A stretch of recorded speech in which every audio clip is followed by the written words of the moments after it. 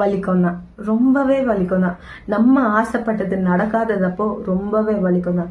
ஏசப்பா, நான் சின்ன வயசுல இருந்து இதுக்காக நான் ஆசைப்பட்டேனே, இப்படி நான் ஆகணும்னு ஆசைப்பட்டேனே, இந்த பொருளுக்காக ஆசைப்பட்டேனே, இந்த ஒரு சூழ்நிலைக்காக நான் ஆசைப்பட்டேனே, ஆனா இது இன்னும் நடக்கலையே. நீங்க பார்த்தா நீங்க நான் ஒண்ணு நினைக்கிறேன், நீங்க இன்னொன்னு மாதிரி பண்றீங்களே அப்படின்னு நினைச்சீங்க அப்படின்னா, ஐசாயால வசனம் எப்படியா சொல்லுது, உன் வழிகள் என் வழிகள் அல்ல, உன் நினைவுகள் என் நினைவுகள் அல்ல அப்படின்னு சொல்லப்படுது. சோ இன்றைக்கு நீங்க நினைச்ச மாதிரி சில காரியங்கள் நடக்கல அப்படின்னா அதுக்கு முதலாவது கர்த்தருக்கு நன்றி சொல்லுங்க. ஏன்னா கர்த்தர் நினைத்த காரியம் உங்களோட வாழ்க்கையில நடக்க போகுது அப்படின்ட்டு. சரியா?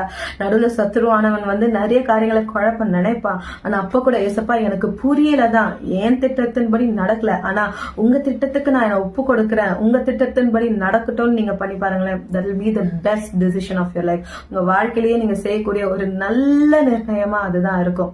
புரியுதோ புரியலையோ, வலிச்சாலும் பரவாயில்ல, கர்த்தரோட சித்தத்துக்கு உங்களை ஒப்பு கொடுங்க.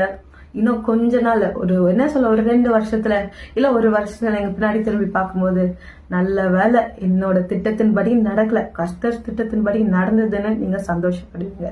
God bless you. Have a great day.